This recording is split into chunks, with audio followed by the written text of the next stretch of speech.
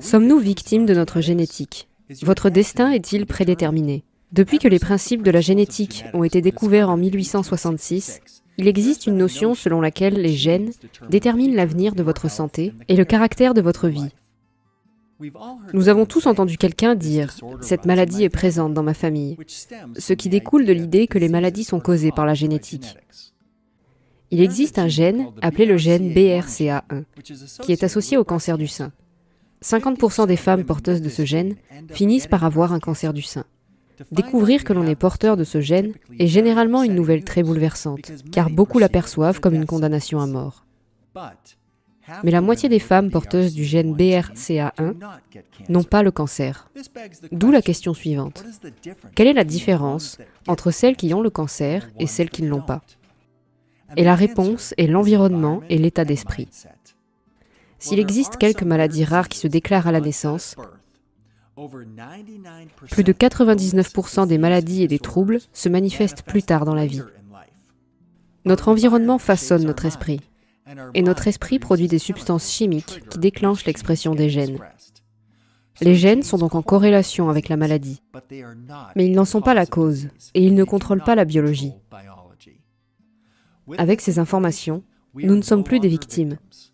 Nous avons le pouvoir de changer notre état d'esprit. Nous avons le libre arbitre.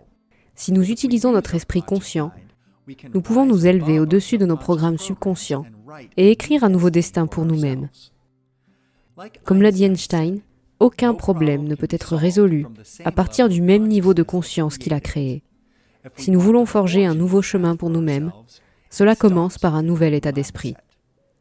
Sur ce, nous vous proposons un autre épisode de la série originale Gaia, Rewired, avec le Dr Joe Dispenza. Dans cette présentation, il expliquera comment développer de nouveaux schémas de pensée, reprogrammer vos gènes, guérir votre corps et entrer dans un nouvel état d'être. Nous espérons que vous apprécierez tous. Vous avez probablement déjà entendu l'expression « ce qui est en haut est comme ce qui est en bas ». C'est une vérité que j'ai découverte dans mes propres recherches. Et si vous étiez capable de créer une expérience intérieure dans votre esprit, porteuse d'une amplitude d'énergie ou d'émotion, supérieure à une expérience émotionnelle très chargée dans votre passé, ce qui pourrait amener votre esprit à répondre littéralement à un nouvel esprit. Est-il possible qu'en combinant une intention claire dans votre esprit, avec une émotion élevée dans votre corps, vous puissiez faire sortir votre cerveau et votre corps du passé et les faire entrer dans un nouvel avenir? J'ai réalisé que les patients qui étaient capables de créer une expérience intérieure supérieure à leurs expériences passées étaient capables de changer l'avenir de leur corps. En un sens, ils ont changé leur destin génétique. Je suis votre hôte, le Dr Joe Dispenza, et dans l'épisode précédent, nous avons approfondi les différents types d'ondes cérébrales. Dans cet épisode, nous allons découvrir le pouvoir de votre esprit et comment il peut changer l'expression de vos gènes. Je veux dissiper le mythe qui entoure les gènes et vous présenter une nouvelle science appelée épigénétique. J'espère que ces informations vous aideront à comprendre comment améliorer votre vie de l'intérieur. Commençons par un peu de biologie simple. Imaginez votre corps comme une machine à produire des protéines. Les cellules musculaires fabriquent des protéines musculaires appelées actine et myosine. Les cellules de la peau fabriquent des protéines de la peau appelées collagène et élastine. Les cellules de l'estomac fabriquent des protéines de l'estomac appelées enzymes. Votre système immunitaire fabrique des protéines immunitaires, appelées immunoglobulines ou anticorps. Les cellules de vos yeux fabriquent des protéines oculaires, appelées créatine. Et toutes les cellules de votre corps, sauf les globules rouges, fabriquent des protéines. L'expression des protéines est l'expression de la vie. Parce que les protéines sont responsables de la structure et de la fonction de votre corps. Pour qu'une cellule fabrique des protéines, un gène doit être stimulé ou régulé. Alors, que sont les gènes? Pensez aux gènes comme une bibliothèque de potentiel. Et donc, après la découverte du génome humain, il y a eu un mythe selon lequel les gènes créent des maladies. Mais si vous étudiez la recherche, moins de 1% des gens sur la planète sont nés avec des pathologies génétiques précoces, comme la maladie de Tay-Sachs, l'anémie falciforme, le diabète de type 1, Les autres 99% sont créés par le style de vie, le comportement et les choix. Donc, pour qu'une cellule fabrique une protéine, un gène doit être régulé. Si vous comprenez donc que les gènes ne créent pas de maladie et que l'expression des protéines provient de la régulation des gènes, alors qu'est-ce qui fait que les gènes sont régulés ou stimulés? Les dernières recherches dans le domaine appelé épigénétique disent que les gènes ne créent pas de maladie. C'est l'environnement qui déclenche un gène qui commence à créer la maladie. Mais cela soulève la question suivante. Comment deux ouvriers, travaillant côte à côte, tous deux exposés aux mêmes produits chimiques cancérigènes, l'un contracte un cancer et pas l'autre? Il doit sûrement y avoir un ordre interne dans le corps de cette personne, qui est supérieur aux conditions de son environnement. Et dans un sens, l'environnement interne du corps est toujours l'environnement externe de la cellule. Ainsi, ce ne sont pas les gènes qui créent la maladie, c'est notre réaction à l'environnement. Ou mieux encore, la façon dont nous commençons à regarder l'environnement qui influence notre état émotionnel. Et ce sont nos émotions qui ont un rôle clé dans l'envoi de signaux qui font que les gènes sont régulés à la hausse, ou ce que nous appelons régulés à la baisse. Les gènes sont comme les lumières d'un arbre de Noël. Ils s'allument et s'éteignent tout le temps. Mais dans un sens, ils ne s'allument pas et ne s'éteignent pas. Ils sont régulés, ou ils reçoivent des instructions de l'environnement extérieur à la cellule. Et quand vous recevez les bonnes instructions, quand le gène est régulé, il produit une protéine saine. Quand la cellule reçoit des informations qui la fait se contracter ou limiter ses productions métaboliques, elle commence à se réguler à la baisse et elle commence à fabriquer une protéine de moins bonne qualité. Donc, si l'environnement indique au gène et le produit final d'une expérience dans votre environnement est appelé une émotion, est-il possible que vous puissiez déclencher un gène avant l'environnement? Nous avons appris dans les épisodes précédents que plus l'émotion que vous ressentez suite à une expérience dans votre vie est forte, plus vous vous sentez altéré à l'intérieur de vous, plus vous vous concentrez sur la cause. Le cerveau fige l'image, et c'est ce qu'on appelle la mémoire. Nous avons dit que les gens pensent neurologiquement dans les circuits de ces expériences passées. Ils pensent chimiquement dans les limites de ces émotions, et comment vous pensez et comment vous vous sentez crée votre état d'être. Donc, dans un sens, des événements émotionnels très chargés peuvent déclencher des gènes qui commencent à provoquer des changements dans le corps. Donc, si une personne se réveille tous les matins et cherche le sentiment familier qu'elle appelle elle-même, au moment où elle entre en contact avec ce sentiment qui lui est familier, ces sentiments influencent ses pensées, et ces pensées créent plus de produits chimiques qui créent les mêmes sentiments. Alors, s'ils vivent à travers la même émotion, il est logique qu'ils stimulent les mêmes gènes de la même manière chaque jour. Ainsi, ils se dirigent vers le destin génétique, parce qu'il n'y a pas de nouvelles informations provenant de l'environnement qui pourraient éventuellement commencer à sélectionner ou à donner des instructions à de nouveaux gènes. En fait, si vous prenez deux jumeaux identiques, partageant le même génome, pourquoi l'un meurt-il à 54 ans et l'autre à 86 ans? De toute évidence, cela tient à leur interaction avec l'environnement, aux choix qu'ils font, au comportement qu'ils adoptent, à la façon dont ils réagissent au stress et à leur capacité à revenir à l'homéostasie. Et en fait, c'est notre interaction dans l'environnement qui sélectionne l'expression des gènes. Maintenant, pensez à ceci.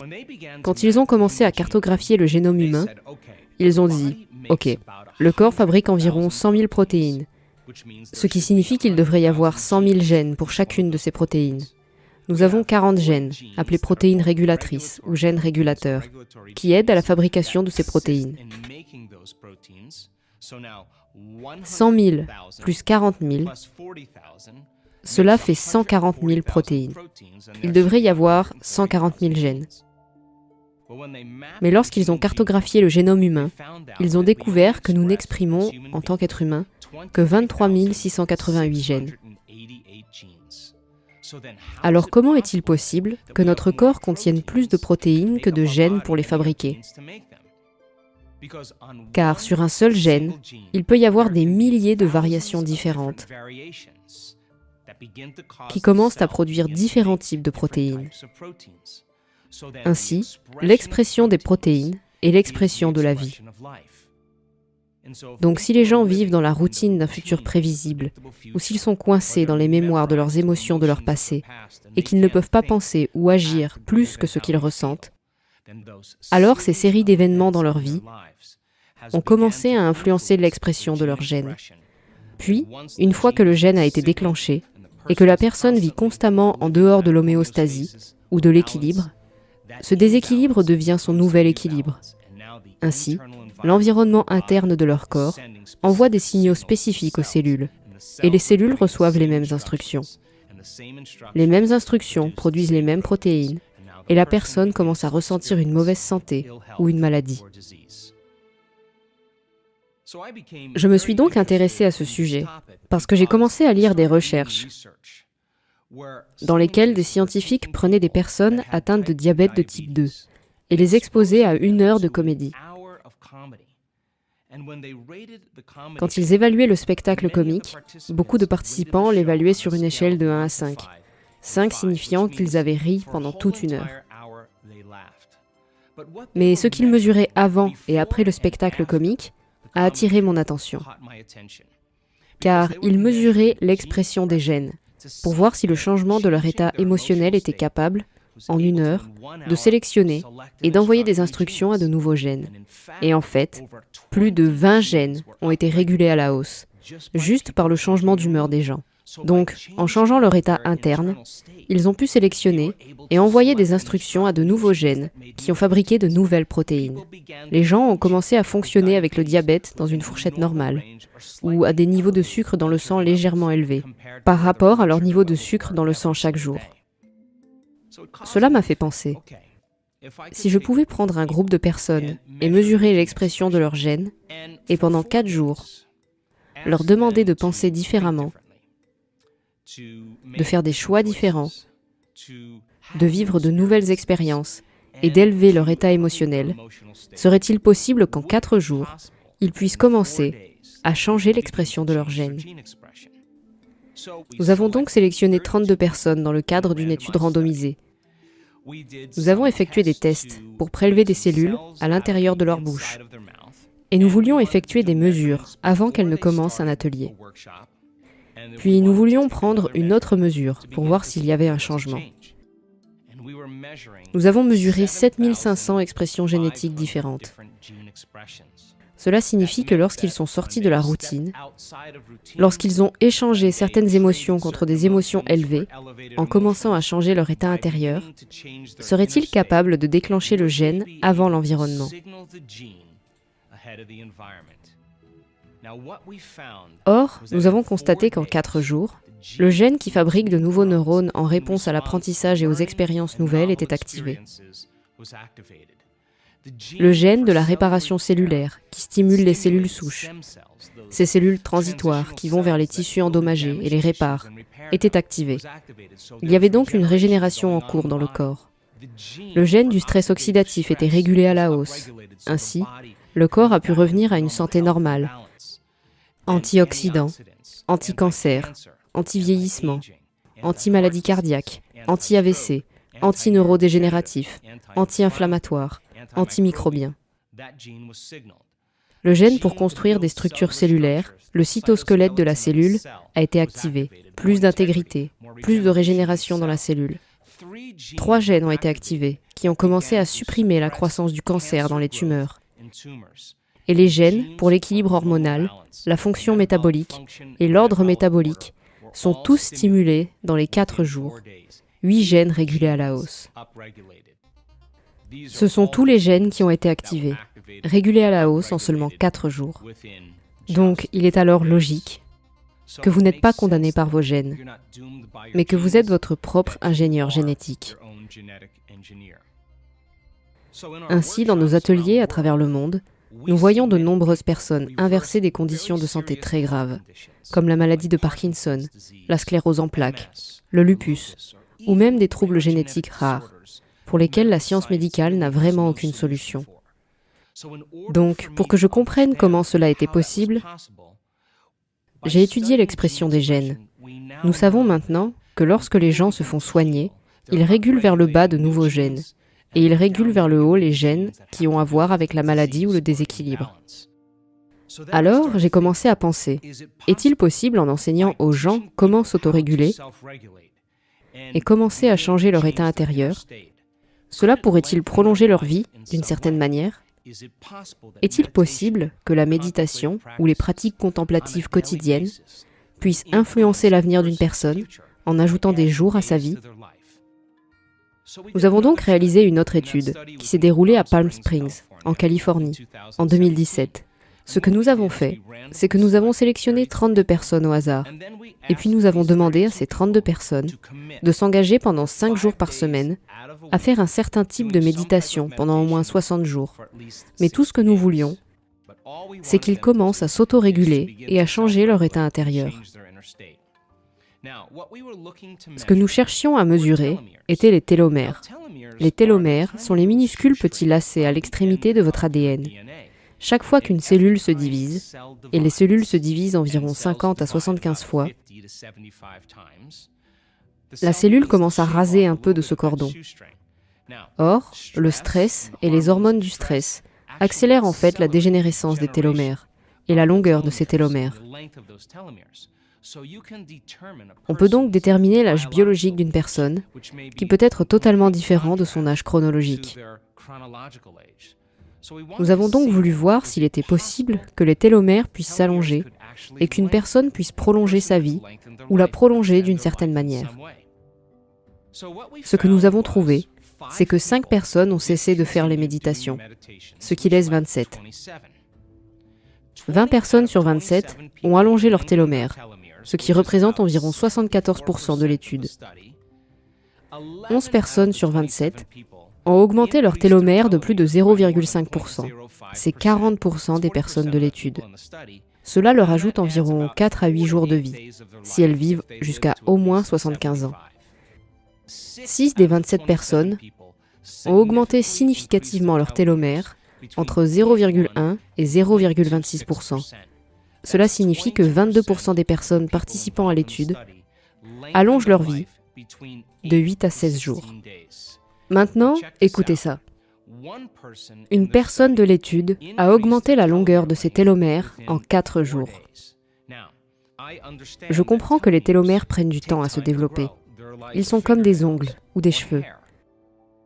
Des études menées à UCLA ont montré que les hommes atteints d'un cancer de la prostate, ou du moins d'une expression génétique précoce d'un éventuel cancer de la prostate, étaient capables, en 60 jours, de réguler positivement de nouveaux gènes de santé et de réguler négativement les gènes de maladie, tout en commençant à allonger leurs télomères.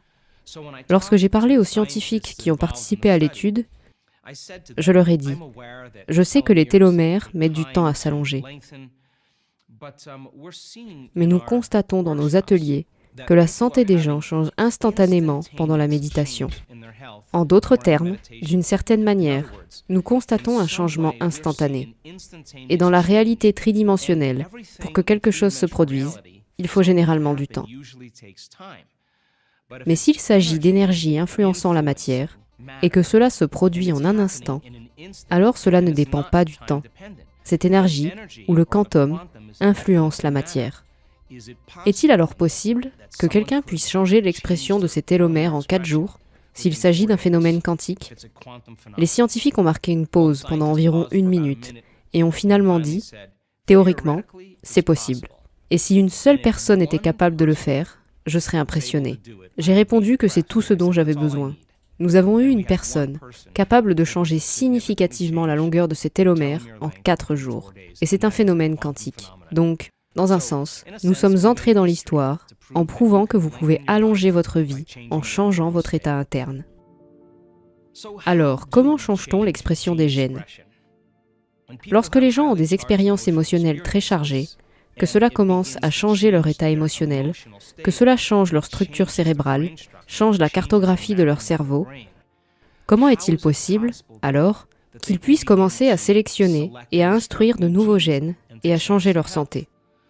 Eh bien, lorsque vous avez une expérience interne dans votre esprit qui porte une amplitude d'énergie, supérieur au programme câblé dans votre cerveau et au conditionnement émotionnel dans votre corps, vous serez biologiquement changé. Voici une personne qui vit sa vie normale. Tout d'un coup, elle vit une expérience émotionnelle très forte. Cette expérience connecte et enrichit les circuits de son cerveau et il commence à envoyer le signal chimique et émotionnel au corps. C'est cette signature chimique et émotionnelle dans le corps qui commence à changer l'état d'esprit de la personne. Pourquoi ? Parce que nous pourrions dire que leur corps et leur cerveau sont maintenant dans le passé et que cet événement les a changés biologiquement. Alors, comment vont-ils changer la biologie de leurs circuits, leur neurochimie, leur expression hormonale et même leur expression génétique ? Ce qui se passe pour la plupart des gens est qu'ils commencent à créer des croyances sur eux-mêmes dans leur vie, à partir d'expériences passées. Ce sont les pensées, neurologiquement, et les sentiments, chimiquement, qu'ils embrassent dans la biologie de leurs expériences passées, qui deviennent finalement leur état d'être. Car la manière dont vous pensez et la manière dont vous ressentez créent votre état d'être. Ainsi, lorsqu'une personne a une expérience intérieure, dans le moment présent, qui porte une amplitude d'énergie, ou que l'émotion intérieure est plus grande que le choc ou la trahison du passé, il est logique que, lorsque le quotient émotionnel est plus grand que l'expérience passée, le cerveau commence à se recabler et à envoyer une nouvelle signature émotionnelle, commençant à conditionner le corps dans ce moment présent à un nouvel esprit. On pourrait dire, alors, que votre biologie change littéralement, ou mieux encore, que le passé n'existe plus. Je veux raconter une histoire pour pouvoir comprendre tout cela. Nous avons une femme de 72 ans qui est venue à un événement d'une semaine à Vancouver, en Colombie-Britannique. Cette femme a été diagnostiquée avec la maladie de Parkinson. La maladie de Parkinson est une déficience en dopamine dans le cerveau. Quand il n'y a pas assez de dopamine dans le cerveau, tout d'un coup, les neurones moteurs supérieurs dans le cerveau ne peuvent pas communiquer très bien les uns avec les autres. Et l'effet est qu'ils commencent à produire des tremblements involontaires. Ce type de paralysie est appelé paralysie spastique. Vous observez une limitation de la fonction motrice. Quand une personne essaie de bouger, elle a ces tremblements involontaires. Et quand elle essaie de les contrôler avec son esprit conscient, elle n'y arrive pas. En fait, très souvent, lorsqu'elle est anxieuse ou nerveuse, ces tremblements ou son état s'amplifient, car c'est un gène qui a été régulé à la baisse. Ainsi, cette femme, avec une méditation, a eu une expérience intérieure qui était littéralement si profonde, si élevée, que lorsqu'elle est revenue à elle, elle a littéralement commencé à exprimer différentes protéines. En un sens, elle a changé son corps par la seule pensée. Nous l'avons donc amenée sur la scène, et sa condition avant cet événement était qu'elle ne pouvait pas avaler, elle ne pouvait pas mâcher sa nourriture, elle avait de la salive qui coulait constamment de sa bouche, elle devait constamment utiliser un mouchoir, et elle ne pouvait pas se tenir debout. Après cet événement intérieur d'une amplitude énergétique supérieure au programme câblé de son cerveau et aux sentiments émotionnels normaux qu'elle ressentait au quotidien, on peut dire qu'à ce moment-là, les gènes ont commencé à être régulés et de nouvelles informations sont entrées dans son corps.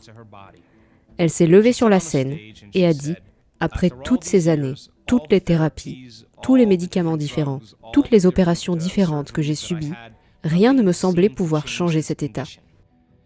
Et maintenant, je peux mieux parler, je peux mâcher ma nourriture, je peux me moucher, je peux avaler. Pour le public, elle s'est assise puis s'est levée. Elle a littéralement eu un changement significatif dans l'expression des gènes. Et cela s'est produit en un instant. Maintenant, il y a des gens qui ont eu des enfances abusives, avec des parents alcooliques, où ils ont été abusés tous les jours quand leur père rentrait du travail. Et ce n'était pas un seul événement. C'était une série de plusieurs événements, au fil du temps, qui ont commencé à sélectionner et à instruire des gènes qui les ont amenés à avoir une maladie génétique rare. Dans le cas de cette personne, il lui a fallu presque 2 ans. pour littéralement frapper à la porte génétique et sortir de son mode de pensée normal et de ses sentiments habituels. En d'autres termes, chaque jour, elle a compris qu'elle était son propre ingénieur génétique et chaque jour, elle travaillait à passer de l'ancien moi au nouveau moi. Bien sûr, la vie n'est pas aussi linéaire. Elle avait ses propres événements stressants, ses propres difficultés, ses propres problèmes financiers, sa dynamique familiale. Et parce qu'elle vivait sa vie, ça lui prenait plus de temps. Mais chaque jour, elle réduisait un peu plus ses émotions du passé et apprenait à élever son état émotionnel. Elle s'entraînait chaque jour à combiner une intention claire avec une émotion élevée et à passer à un nouvel état d'être. L'état de santé de cette personne était très limité. L'échafaudage et la structure de ses os étaient en train de dégénérer et elle avait de nombreuses fractures. Les médecins lui ont dit qu'il n'y avait pas de solution pour cette pathologie génétique. Mais si vous comprenez que l'échafaudage des os est fait de protéines et que vous pouvez commencer à réguler ces gènes à la hausse, chaque jour, elle frappait à cette porte génétique, réduisait son état émotionnel et changeait ses pensées et ses sentiments. Et en 2 ans, elle a atteint un point dans sa vie où elle était tellement amoureuse d'elle-même, tellement amoureuse de la vie, tellement reconnaissante d'être en vie, qu'elle ne s'est même plus souciée de savoir si elle avait cette maladie. Elle est allée à l'hôpital. Ils ont fait des prélèvements d'urine pour déterminer si la maladie était toujours présente. Et elle a reçu un appel le lendemain, lui disant que le gène était littéralement régulé à la hausse et que son état était revenu à la normale. Cette personne, à ce jour, a toujours ce changement dans sa santé. Lorsqu'elle est montée sur scène et qu'elle a raconté son histoire au public, il y avait dans le public une femme atteinte de la même maladie génétique rare. Elle a regardé cette personne et a dit « Si elle a pu le faire, je peux le faire ». Et cette femme a inversé la même maladie génétique rare, contractée enfant, en 3 mois. En d'autres termes, la personne qui a guéri a repoussé les limites, et cela a permis à la personne suivante de faire de même. Et c'est exactement ce qui commence à se produire dans ce travail. Je crois que la santé et le bien-être peuvent devenir aussi contagieux que la maladie. Maintenant que je vous ai montré la capacité surnaturelle de la façon dont vos gènes peuvent être reprogrammés, comment pouvons-nous utiliser cette information pour guérir votre corps par la seule pensée? En fait, quel est le prochain niveau pour vous? Dans le prochain épisode, je veux poser la question suivante.